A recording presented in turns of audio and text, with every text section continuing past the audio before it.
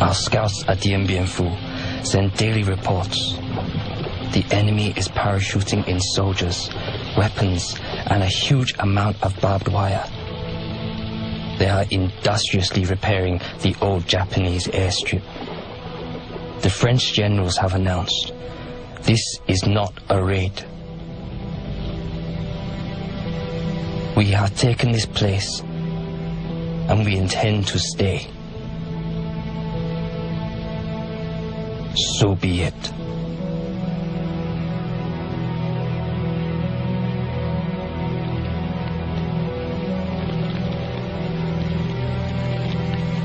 Soviet director Roman Kármán is given total access to Giap's army to help him tell the story of the battle.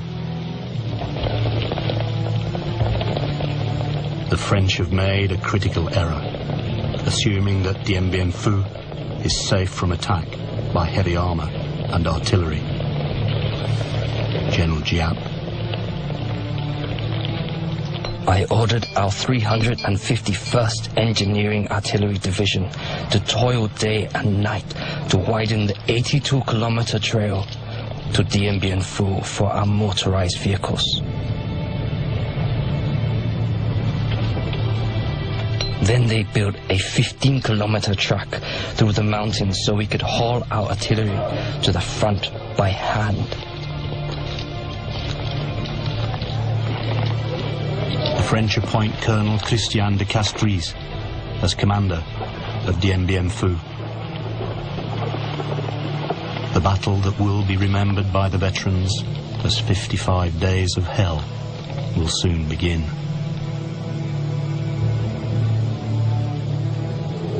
No quarter will be given, none will be asked for.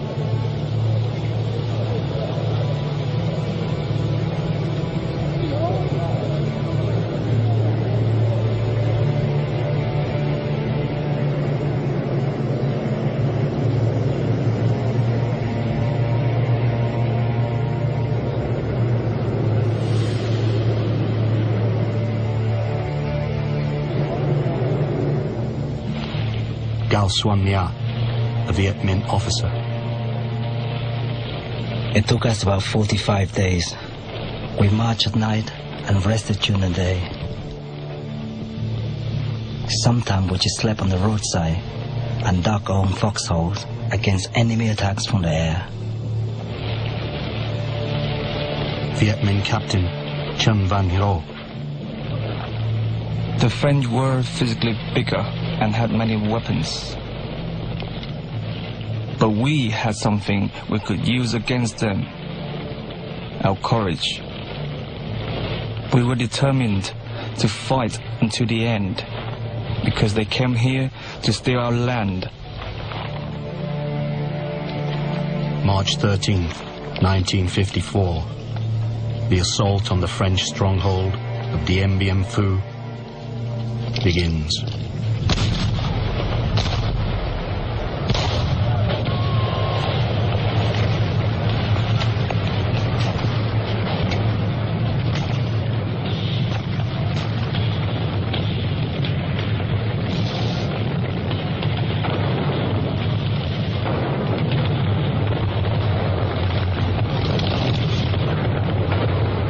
General Giap.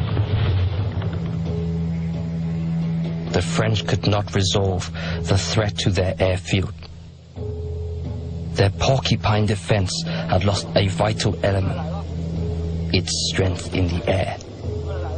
They could only reinforce their units with parachute drops, and they could not get their wounded out. Their camp had only 40 beds in its medical unit, and they had already hundreds of wounded. This was the French command's nightmare. Amid gruesome scenes, reminiscent of the trench warfare and mass infantry attacks of the First World War, the death toll rises.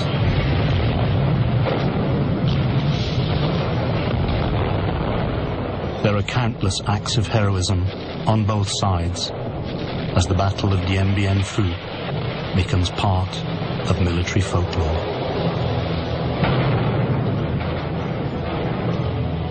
it also becomes a glorious victory for the Viet Minh and a shameful defeat for the French. French resistance ends on May 7th. Giap orders a full-scale infantry attack.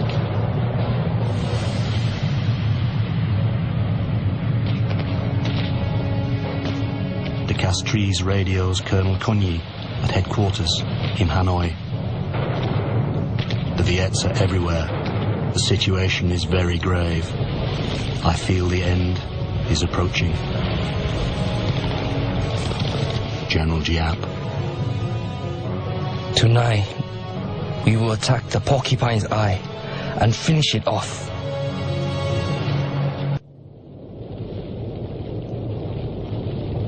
Late in the afternoon, Giap hears the fateful news from his 312th Division. All enemy soldiers in the command post have surrendered.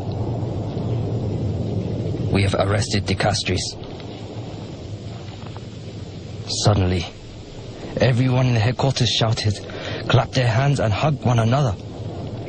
They jumped for joy like children. Some people cried, others stood with their mouths gaping. The faces of others turned pale with shock.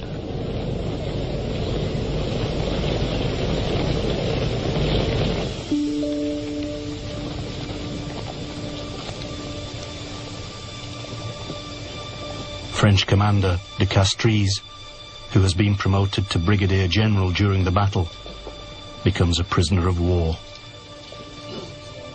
He will be released after 4 months. One of the lucky ones. 1,500 men under his command are dead. Several thousand more are wounded.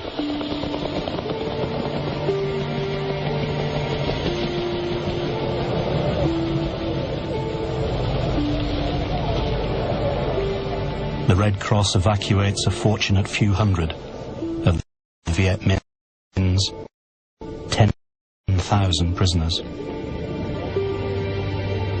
But most are force-marched to prisoner of war camps hundreds of kilometers away.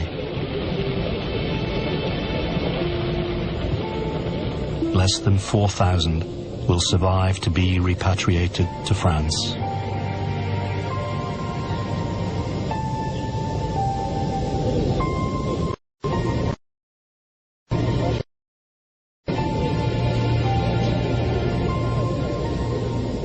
Viet Minh casualties are 15,000 wounded and 8,000 dead.